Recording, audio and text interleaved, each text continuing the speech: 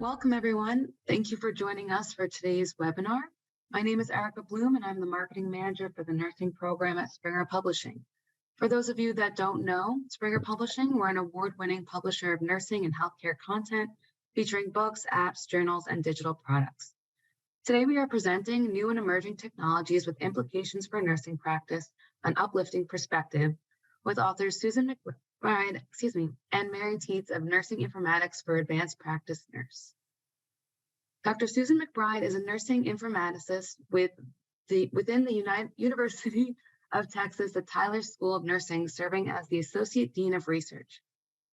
Dr. McBride's research focuses on methods development for implementing, evaluating, and utilizing large healthcare data sets to examine patient safety, quality, and population health. Dr. McBride sits on multiple technical advisory committees at state and national efforts. Dr. Mari Tietze is the recipient of the Myrna R. Pickard Endowed Professorship at the University of Texas at Arlington College of Nursing and Health Innovation. In that role, she is also the affiliate representing nursing to the UTA Multi-Interprofessional Center for Health Informatics, a collaboration among numerous health informaticists. She is also the director of the Graduate Certificate and Masters in Nursing Health Informatics at UTA CONHI. Dr. Tietze's contributions over the past 30 years have been based on a combination of interprofessional informatics and telehealth technology. Before we get started, I want to mention that this webinar will be recorded. If you miss any portion of the presentation, you can find the video on springerpub.com 5 to 7 business days post-event. If you have any questions, please type them into the Q&A box on your Zoom control panel. I'll bring them up at the end of the presentation. And if you forget to ask a question, there's a brief survey at the end where you can include your question there. And without further ado, I'm turning it over to Susan and Mari. All right. Thank you for having us. We are excited to deliver some hopefully uplifting content, but also talking about some of the challenges that we have before us in the nursing profession using all of this exciting new and emerging technology. So we're going to start with an introduction of digital age of healthcare and what are the implications for nursing, and move into new and emerging technologies, including emphasis on data science, artificial intelligence, machine learning, and then dive into what Mari and I feel is a very exciting topic, robotics and service robotics, and then summarize the role of the nursing profession with all of this new and emerging technologies. So the digital age of healthcare and all its implications, obviously just the volume of data and information that comes at us personally and professionally is enormous. And it is all about digital. It is a digital age that we live in, and healthcare now has plummeted into the heart of it with everything that we do. And technology has become ubiquitous to our clinical roles in the practice setting, and certainly even in the academic setting. So we're going to talk about how Dr. Tietze and I often look at technology in nursing education with a healthcare informatics lens. And so a number of years ago, Mari and I were called upon to really look at what is it that we need to be doing in curriculum to teach nurses about what all this technology is about. And so this predated Mari and I actually in academia. We were in the practice setting, probably pushing a decade and a half, over a decade and a half ago, I believe, Mari, was when we were consulting. And so when we stepped back and looked at that point in time at what nursing really needs to understand about what's happening with technology in healthcare, this is our nursing education for healthcare informatics knee-high model. And this model has held over time with whatever Mari and I have done in the academic and practice setting. So if you think in terms of even what's going on now, we have point of care technology, all of this technology that is at our fingertips now within the clinical practice setting, within our home care environments. It is everywhere at the point of care where we deliver nursing care. From all of that technology, including our IV pumps, our electronic health records, and all our new and emerging technology, comes enormous amounts of data. And so with that, we need competencies and ability to understand data management and analytics. And we're going to dive into some of the more advanced methods shortly. But what is it all about truly? It's about patient safety, quality, and population health. We can have all the technology in the world, but if it doesn't result in improved healthcare with our roles in nursing practice using all of this technology, data, and information, then it's all for naught. And in fact, it all resides in an enormous healthcare policy-driven arena where all of this has got implications for our practice on a daily basis. And so we're going to talk about some of the regulatory and ethical implications for it all. So we have three essential domains that are point of care technology, data management and analytics, patient safety and quality, and now all of this new and emerging technology that we'll be focused on today. So what about all the new and emerging? We could have selected a number of topics to dive into, but Mary and I feel like data science, artificial intelligence, machine learning, and robotics are really on the forefront. It is right there with us now in this digital age of healthcare, and we're seeing more and more use of data science, artificial intelligence, machine learning, and robotics. So I'm going to cover the topic of data science, AI, machine learning. What do we mean by that exactly? Well, artificial intelligence is in simple terms is the ability for computers to learn human-like functions or tasks. And it's an attempt to replicate human cognition, hence the two terms artificial, meaning computer-based, and intelligence relating to human cognitive ability. So machine learning is the machine taking all this AI and anticipating and getting smarter and smarter and smarter. And we're beginning to see this in our personal lives as well. If any of you have any of the new cars that are beginning to be self-driven cars, those are AI-driven and machine learning kind of vehicles. And they are out there on the marketplace today. So I'm going to let Mary talk more about the robotics. And what I'm going to do is unpack a little bit the artificial intelligence. So artificial intelligence is driven by algorithms. And of course, data is the heart of those algorithms. We have to have good information, data in order for these algorithms.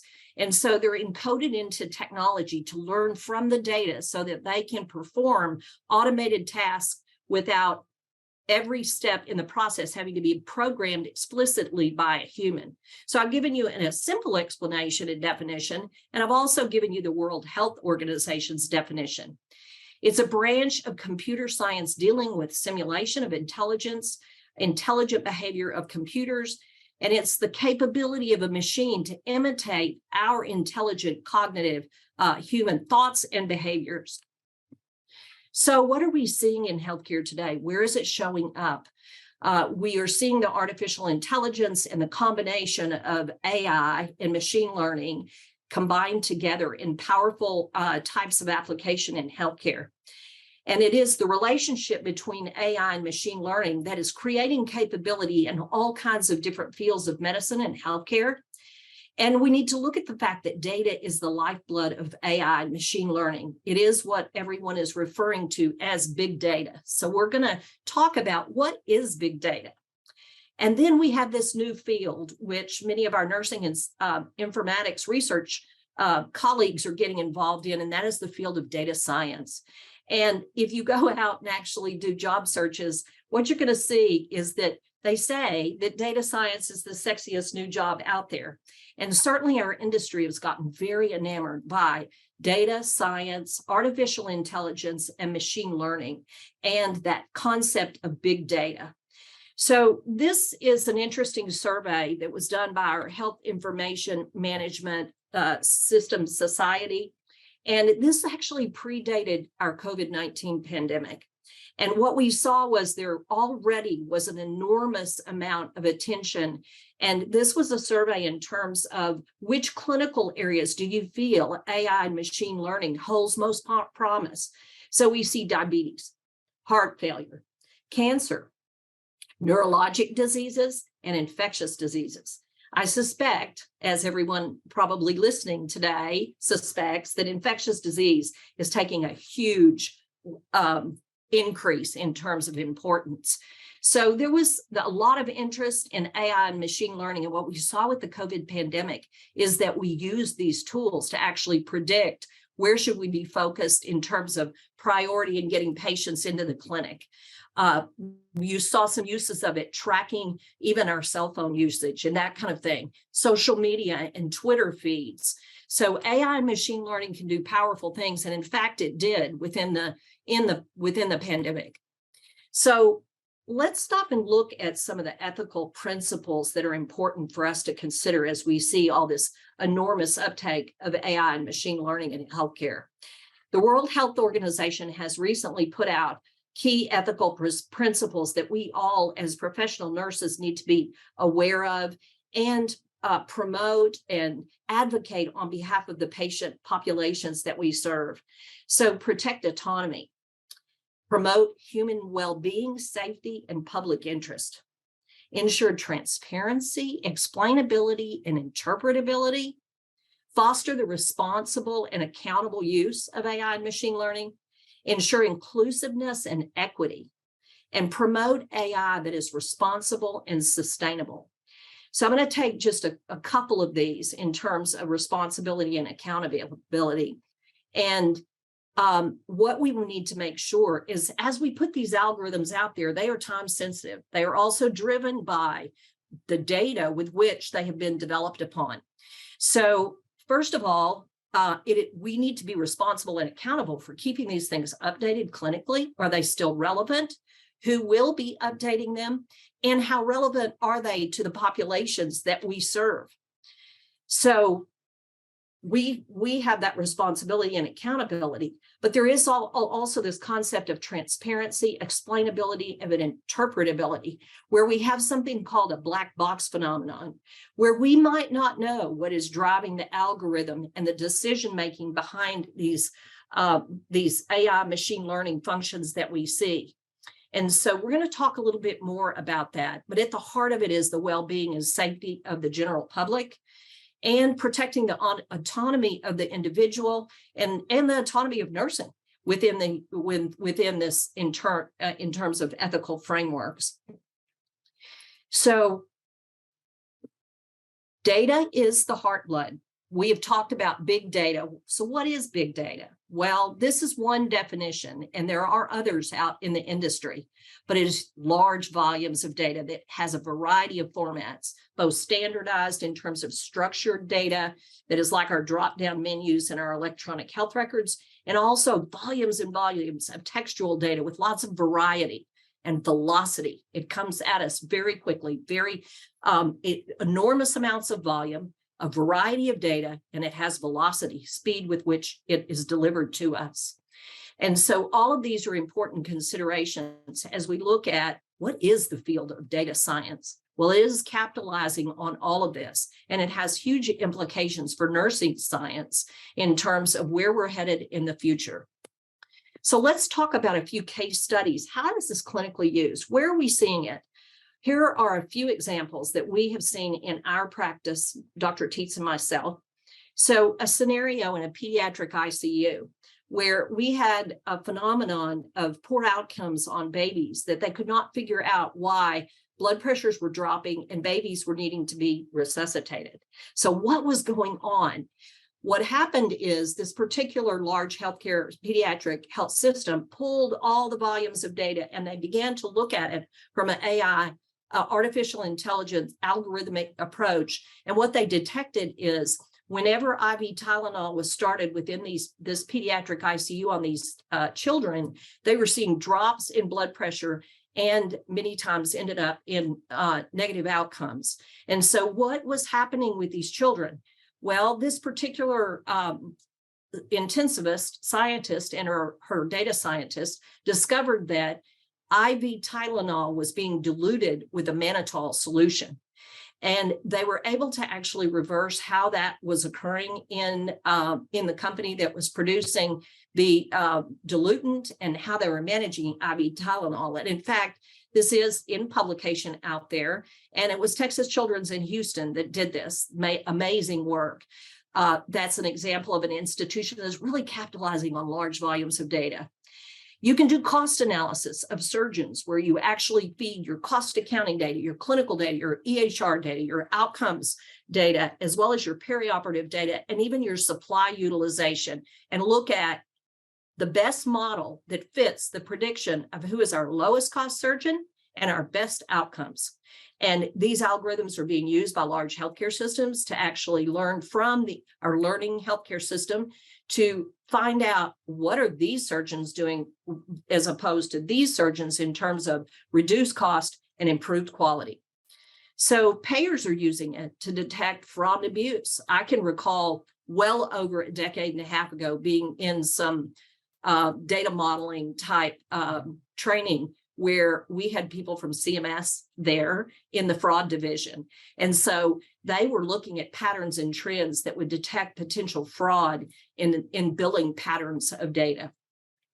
So other innovations or algorithms that probabilistically match our patients to make sure that Mr. Rodriguez or Mrs. Jones is the same individual with the same birth date and all of the information that matches that person uniquely, so we don't get override of records and inaccurate information on patients. So, and then many people are aware of IBM Watson and some of the AI and machine learning that we've used in oncology and other types of clinical scenarios with these types of tools that are adapted to use of large data. So this black box phenomenon is a serious phenomenon. We have ethical implications for it. And you could be using an AI machine learning algorithm and have a phenomenon where you may see a scenario that looks very clinically like it's sepsis. You get a clinical decision support trigger that says, I'm detecting sepsis, and your electronic health record sends you down a protocol that would be the clinical guidelines for treating sepsis, whereas it actually could be mimicking heart failure. And in fact, this is a clinical scenario that we have highlighted in an ethical scenario where clinicians make ethical decision-making decisions every day using technology on some of these areas of gray zones. So when we're presented with algorithms such as the one that I've just given you, we need to make sure that if it doesn't look right, we're questioning, what's that algorithm doing? Has it been updated? In fact, the CDC guidelines have been updated, and yet some of these algorithms perhaps have not. So these are the types of things that we as clinicians need to be aware of and have our heightened awareness of these ethical principles and what the implications are to professional licensure and competencies that we need to keep updated, as well as leadership within our institutions. So with that, I'm going to turn it over to Dr. Tietze to talk about robotics in another really exciting area that often capitalizes on the AI and machine learning too. So Dr. Tietze, take it away. Thank you, Dr. McBride. I get to have the fun part. I got the longest straw out of this, so I get to talk about robotics and care delivery, specifically service robotics and others as well. So next slide. Before I begin into the details of robotics, you can be kind of reading that screen a little bit. I want to thank Susan for laying the foundation with AI and machine learning that is closely tied to robotics. Also thank Gina and Erica for supporting us to get us to this, and Springer for the support, but also, and more importantly, all our colleagues that are here. I understand we have a very good turnout, and this is very exciting that you'll be here with us to talk about this particular topic. So, as you can see, robotics is an emerging innovation. As has been stated here, enables increasing numbers of applications and the ability to, and again, for AI to be involved and navigate what people need. Okay. Right now, we've got it in Amazon, we've got it in human workers and so forth. It's inching into healthcare, and that's what we're here about today. We are getting used to having Google Home turn on the lights, Alexa do this or that. And then we have, again, artificial intelligence is supporting all of that. And as you can see here, we're into engineering of the robotics. So a lot of this work that I'm talking about today is from our chapter number 26 in our third edition, because we have a full chapter on robotics, AI, and nanotechnology that kind of goes along with that as well. The other part of this data set has to do with the American Nurses Association.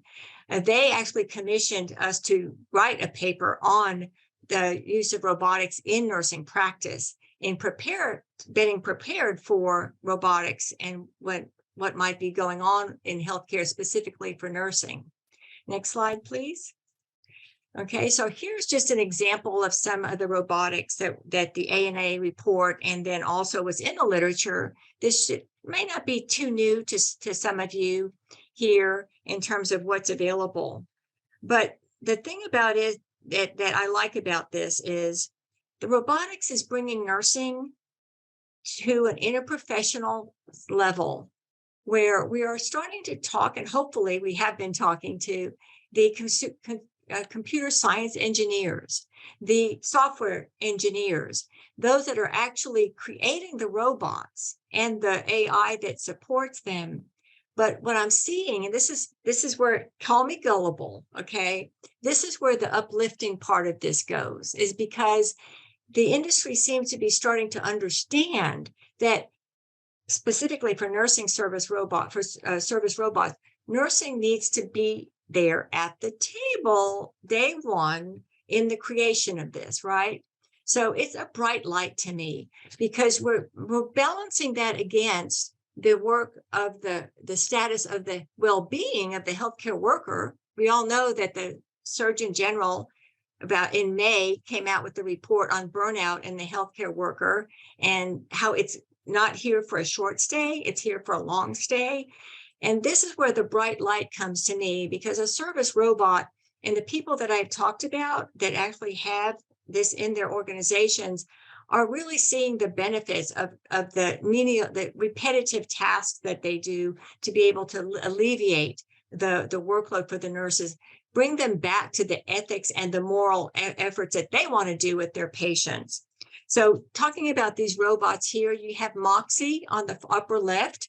Moxie is out of Diligent Diligent Robotics, and they define themselves as this: we are an AI company creating robot assistants that help healthcare workers with routine tasks so they can focus on what they do best, patient care.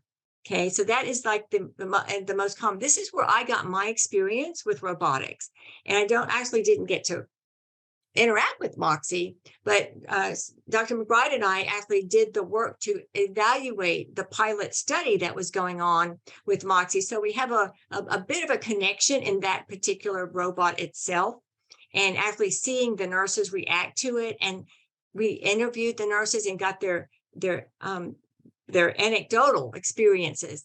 At first, it was kind of scary, but then in the end, they all loved it because it helped them with their patient care delivery. There's others that are focused on just home, like Pepper, being able to be supported in the home and do activities that way, where you can type into the iPad there. On the far right, that is what we kind of call as a emotional or a caring robot.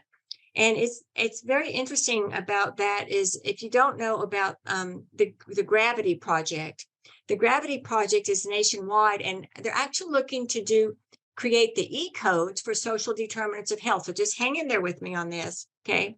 Loneliness is one of the social determinants of health. So there are certain populations that experience more of that, right, than others. And that we actually were able to get the robotics relating to comfort or so caring robots to be able to be billed for, okay, to be able to have an ICD-10 code or an equipment code, and that the practitioner can get credit for actually caring for the patient who has a caring robot that goes along with it.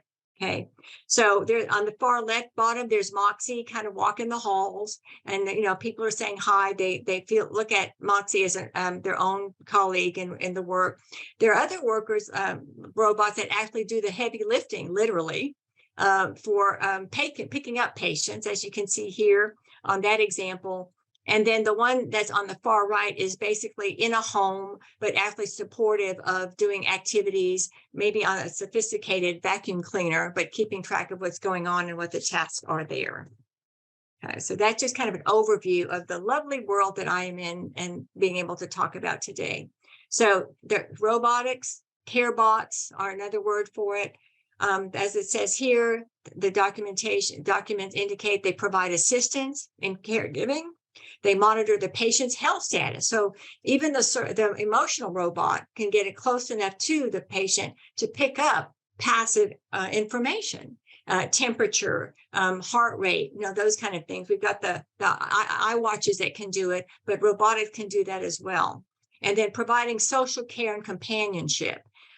This is where it gets a little scary because you don't want them getting too human. But you do want them to be able to interact to a certain degree. Like, for example, asking, is it time for my medications? Yes, it is time. Or you're late for your those kind of things I think are reasonable. But don't get too far into emotional management. And that's where the gray area is for artificial intelligence. Next slide. Again, this is where a robot actually looks like a person, and this is in some of our countries around the world. It's very popular. It looks like a female nurse. It's called the Android. You can look it up. The Android F, a telerobot, and it's controlled by a remote operator. So it's not alone like Moxie. Actually, has the pathway of the hospital. And you'll see a lot of robots around the hospitals taking things here and there, like Amazon would in terms of managing the supplies. But this one is a little bit different, that it's not about maneuvering into areas, but it's about interacting as a human being. And some indications have said that the likeliness to a human is sometimes confusing to the patients. So I tend to want to see the robot not looking human, so that the patient's got a clear indication that's not me. And the robot is different than what I look like. This is something that we're learning. This gives us an indication of the activities over time. And again, this is what we found in our report of the patents that go along with this. I thank Dr. McBride for finding this particular article. And you can see that in 2000, there were just a few patents relating to robotics. And as you grow and you see the countries, we still can't surpass China in terms of what they're doing with their patents and their robotics. But we are the second in line, I guess, in terms of the volume related to the other countries. And that's a good thing that we're able to see. We can continue to track patents and see where we're going with that. Next slide. So again, service robots is one of many types. They support nurse calls. They can actually examine the delivery and actually match up with the nursing care delivery that's going on around them. The book that we used a lot is the book by Rosano Lawson. And he basically indicated the concepts of technology and caring together as it applies to nursing practice. And so that's where we need to start thinking about that technology isn't separate from nursing practice, and it's not separate from caring. It is all one and the same. As he says here in this second bullet, caring for care delivery illustrate the realities of advancing technologies. Let me just make us pause as we're talking about that bullet. We remember in 2009, where the electronic health record was brought out, through CMS in terms of being funded, right? You got funded for implementing the electronic health record, or else you got fined for not implementing the electronic health record, right? So there was a fast movement to do that. Now we're looking back at it and correcting a lot of the workflows, right? Now we've got documentation burden that we're dealing with. Now we've got issues relating to how the EMR interacts with the providers. What we don't want is for that to happen with robotics. And that's why we're here today, because we want nursing to be there. Let's work in tandem with the computer scientists and engineers as we roll out this potential bright light in terms of managing the wellness and the the decreased workforce that we're looking at, okay, and relieving us to that practice. But let's do it together and not repeat what happened in 2009. The other types of robotics that we have are the surgical robots. Those have been here long-standing, that where they actually do a little bit better than the surgeons in terms of the fine-tuning of what needs to be done. So don't get confused with that. That is advancing as well. Pharmacy robots are there in terms of the managing the information in the pharmacy and managing the barcode, storing, packaging, that kind of thing. All right, that's different than what I'm talking about here today. And then rehabilitation medicine, the exoskeletons. I know you've probably seen that, where a patient who wasn't able to stand because of the situation with the neurologic status that they're in, were able to now walk with an exoskeleton robotic around them. So those are great too. Again, different. Next slide. Robotics in telemedicine, where now, we're spreading it out. So we do have a version of robotics and AI as it relates to what's going on in telemedicine. So we can have human-sized telerobots featuring the audio, visual, the cameras that are in those remote locations. And then mobile logistics robots. Thousands of hospitals are using those for just moving around controlled substances, medication, meals. The automated robots can actually be used for many tasks. Again, it's a little bit different than what I'm talking about here in terms of interacting with nursing practice, where the nurse says, Moxie or robot, I need an IV kit to bring it to room 308.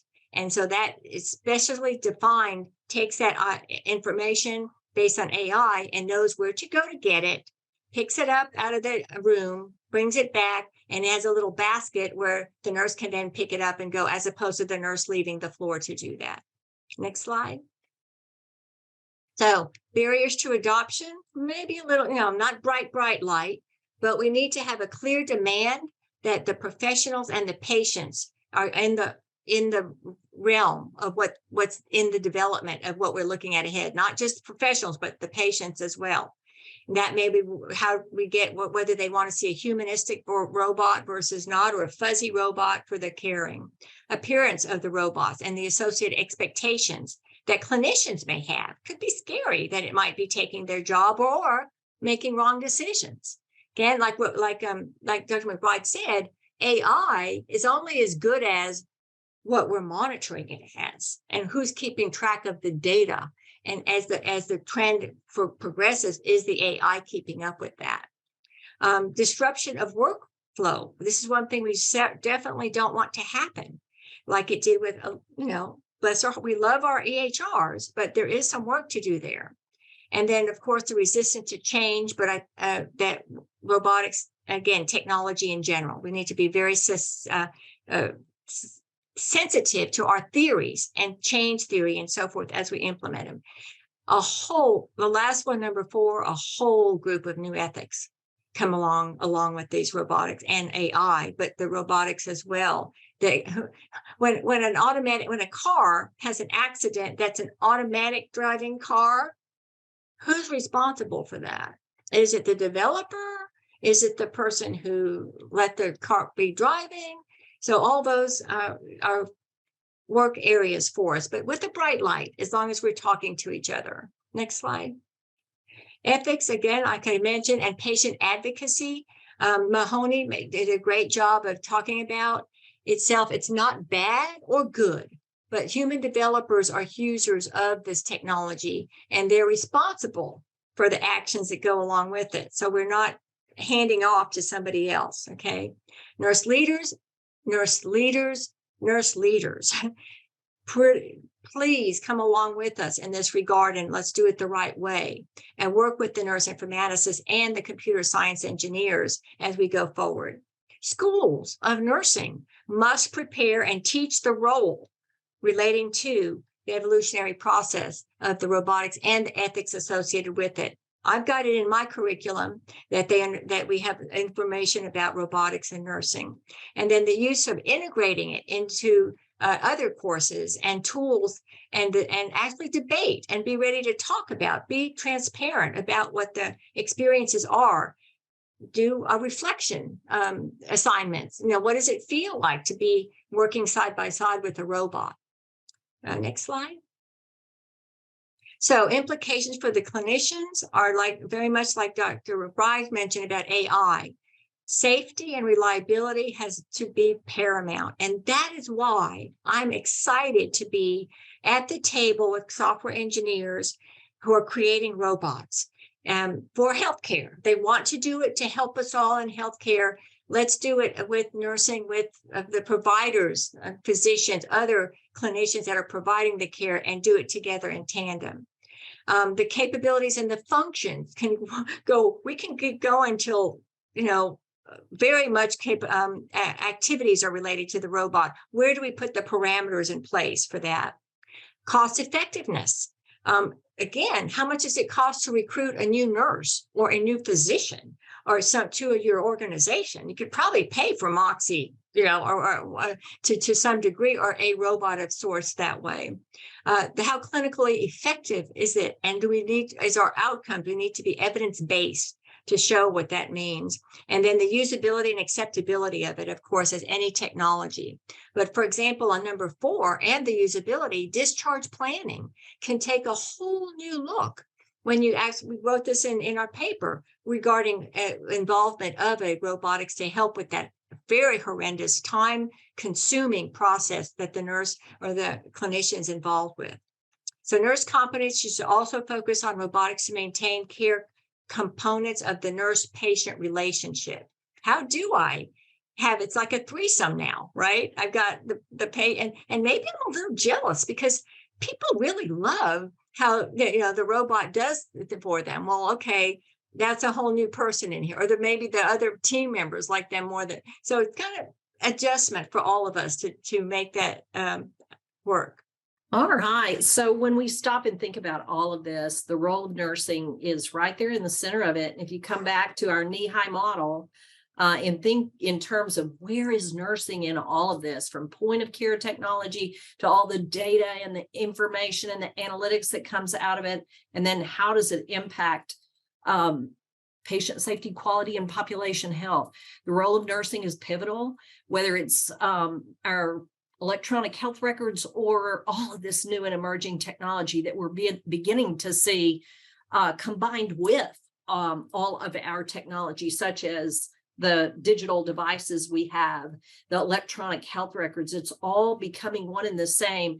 In fact, when Mary and I were out looking at Moxie, part of what they were talking about was how could we integrate interoperability between the robot and the electronic health record so that we get better information into Moxie. And then when Moxie does something like delivering something, the electronic health record could potentially have the back feed or that bi-directional interface so that the information goes both ways. And so we really are seeing it all become ubiquitous. And when we think about the role of nursing, it's, as Dr. Tietze indicated, leadership is critical, but competencies from our new baby nurses coming out into the profession for the first time in their residencies to senior scientists, as we think about data science and what are the implications for our nursing science. We have to think about all this new emerging technology, big data, AI, machine learning. How are we going to prepare our profession? And as Dr. Tietze said, we've got to be at the table. And so we should be the individuals steering a lot of this development and not other industries coming to us with solutions, because no one knows better the implications for nurses than nurses. And so with that, Dr. Tietze, do you have any other summary comments before we open it up to questions? I think you pretty much covered it. Was there any other slides? To summarize, the nursing role is critical to clinical practice, leadership, and specialty roles. We haven't addressed the nursing specialist, the informatics specialist, other than touching on it periodically, but our nursing informatics colleagues certainly play a very pivotal role. And the implications for the competencies developments with our new AACN essentials with technology is certainly one of information and technology. But when you think in terms of how all of this impacts many of our other competency domains, there are implications across those new essentials that we need to stop and think about. Dr. Tietze? I'd like to do a footnote to the second bullet. AACN stands for American Association of Colleges of Nursing. And the essentials are basically what defines nursing practice as it should be taught. And it's our guide for curriculum in the nursing schools. So what's happened recently is that there's an a domain of number 8, one of my favorite. It's added to the practice list that was domains that were there before, is informatics and information technology. And I would think that robotics and what we're talking about today, Dr. McBride and AI, that kind of thing, is where we would want to be teaching to that domain there. And so that's the connection here in terms of our summaries, is we are matched up with where practice is going in the future. Back to you. Great. Thank you, guys. So we're going to open it up to some questions. We have one that says, what are the barriers and challenges with big data in nursing? So what are some barriers? Well, this is where we certainly need to lean on our nursing informaticists and the specialists in terms of how we capitalize on big data within our electronic health records and all our digital devices. Prepping the data is 9/10 of the challenge. And so but equally as important is that our young nurses know what's in the electronic data that we can capitalize on. So again, there is this level of competency where we have what we often call scaffolding, a basic fundamental knowledge of what's in the big data and what are the implications to our profession in terms of the data within a lot of the electronic environment that creates the big data. And so the fundamentals in that, what AACN would call level 1, needs to understand those foundational components of the implications of big data and data science. But when you go to level 2 of our profession, where we're moving into graduate levels and professional roles, whether clinical or leadership or as scientists, we have a whole nother advanced level that is exponentially growing. And so the competencies that we have that we need to begin to develop are significant. And one of the things, I'll give you one example, Dr. Tietze and myself are working on with other researchers across the US, and that is there is a big data initiative under the National Institute of Health called the All of Us Initiative. And so it is beginning to address the fact that our genetics and our epigenetics or all of our genomic science is based on biased algorithms historically, where our European white Caucasians were predominantly what was in the data. And so what we're doing with the All of Us initiative nationally is to address that issue and have it oversampled for minorities so that it fully represents who we are, all of us. And so now we have, and it's digital data, it's device data like our Fitbits and our Apple Watches. It is enormous data feeds that are in all of us, not just genomics and epigenetics, it's electronic health record data. And guess what? We now have 2 nursing scientists that are at NIH. So, but how do we begin to bring nursing researchers up to speed on how to utilize what we call the research workbench? One example of what we need to do and some barriers. Well, can I kind of add on to that? My perspective of big data is a little bit different in that it is data. There's a lot of it. There's velocity and all the variability and so forth. But a barrier is when we don't work to make it favorable to nursing. So it can't be a scary thing. In my practice, my thought effort is to show faculty and then their students that here's a lot of data, But here's what you can do with the data and connect the dots to their practice. When you can connect the dots of data to practitioners, this has been our experience over the years with our knee-high model, that you can really make a favorable impression on data and how you can use that to be the evidence base that is very strong that you want it to be. So that's my take on it. It's not that it has to be big data, but lots of data. Yeah, we can make that favorable. You know, Mary, what came to mind as you said that, I think the other big challenge we have is that often institutions are so afraid of the privacy and security factor. And it is critical that with all of this volume of data, how do we protect the privacy of individuals within the data sets? And that is paramount. But in some cases, we're really locking the data down so tight in organizations that we can't make use of it. So we've got to figure out the balance. And I do think that's where our nursing leadership comes in. You know, we've got to protect the privacy and the security of it. We have to understand those HIPAA guidelines and other regulatory guidelines and our responsibilities as nurses.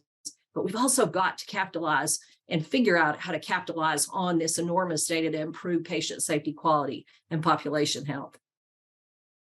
Amazing. Thank you. And actually, so we have a question, which you might have answered a little bit, but said that they've read articles about racial bias with AI and not being able to recognize people of color.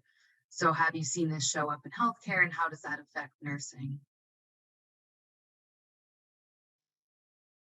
Well, Mary, I'm happy to take it. And then, yes, I think we do see it. And I think that is what the All of Us initiative is all about, is beginning to address the racial bias that has been introduced. And that's why these algorithms, it's so important that we address this issue with the data that we're using to feed these algorithms. Is it representative of all of us and the populations that we serve? And so, yes, I think I think everybody is hypersensitive to the fact that we've got these algorithms that are racially biased and trying to address this. And, you know, I think as we consider working as data scientists with AI and machine learning, that we too are hypersensitive to these types of issues, and having people on our research team that represents the populations that we are addressing, whatever we're studying, I think is critical also to balance the equation of it all. And so that's what I would say about it, Mary. Dr. Tietze? I'm going to just, again, footnote after her. Basically, it's about what she talked about earlier. How current, how accurate is your artificial intelligence at any moment in time? Okay. And that should have been clearly indicating that we have a racial imbalance, right? In the AI, right? It shouldn't have been someone else telling us about that. If it's not fitting with what my population is, my AI is a problem.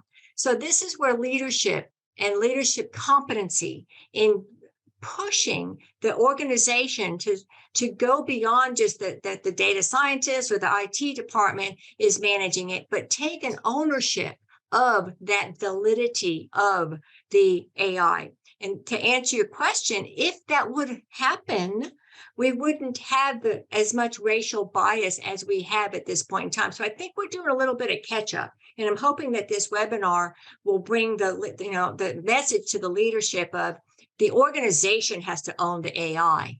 And then your population will fit with it. My 2 cents on that, Susan. Great. Can you list tasks that Moxie competently accomplished? Do you know that information? What was the question? Moxie, which I believe is one of the AIs. Yes. Yeah. So what some tasks that they've accomplished? Oh my. Go read our paper. Is that the ANA? If you just do ANA, Tietze McBride Robotics. But we detail that specifically, managing the laundry, taking the laundry down to the laundry drag. You can see Moxie drag on this big, heavy load of dirty linens. Preparing for an admission is its own set in of itself.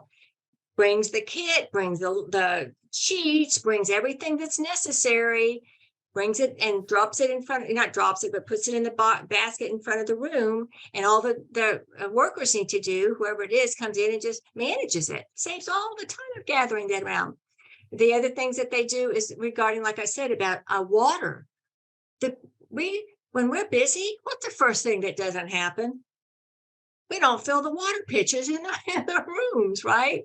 So what Moxie does is provide water for everybody. And all of a sudden, the patients are like so happy. I always have my water to take the nurses are happy because Moxie got water there for them to take their pills with for the patient. So yes, it can go on and on, but it's all repetitive tasks that are supportive of care delivery in a bucket. Susan? Well, I would just say, we have a little shout out to one of our colleagues, Dr. David Marshall, who was at UTMB when he brought Moxie in and piloted it. And, so Moxie was early in a pilot stage at that point where the engineers were really on the units trying to fine tune a lot of the tasks, which, we learned, we saw development progress there with responses of the nurses and the iterative process of what was happening with those pilots to improve upon it. So what I know is that Dr. David Marshall has now taken it into his new role as Cedars-Sinai. And, I've been able to talk with at least one of his nursing leadership that the nurses are really enjoying Moxie there. And so the other thing it does is, there's the competency components and what it can do to offload tasks, but it also Moxie makes people happy. And the patients, and I think Dr. Tietze pointed this out, but so much so that, one chief nursing officer that's all about innovations, takes it from one major institution in Texas to yet another in another part of the country because of what it's doing for nursing. So I think that speaks volumes to me that, while the early stages of these robotics may not be perfect, nurses are at the table helping to develop them so they will be better for us. So, I wish David were here. Maybe he could answer, what are the extra competency pieces that Moxie has added now since Dr. Tietze and I have seen it. And I hope to have those conversations with Dr. Marshall and his team very soon. In fact, we're trying to schedule them as we speak. And we don't want to look like we're biased towards Moxie. It just happens to be where we got, our training for understanding the actual real life world of robotics, service robotics. And I got to give it a shout. Andrea Tomas is the CEO of Diligent Robotics, and we work directly with her. So we're not saying that this is the only service robot that's available. It just happens to be the one that we're used to. Yeah, the one we had most experience with. Thank you, Dr. Tietze, for that. Thank you so much. Can you go to the next slide, please? I believe we're out of time for questions. But I just wanted to say that, if you're interested in purchasing their book, which is Nursing Informatics for the Advanced Practice Nurse, 3rd edition, because you have attended, you get a 25% off discount using code webinar25.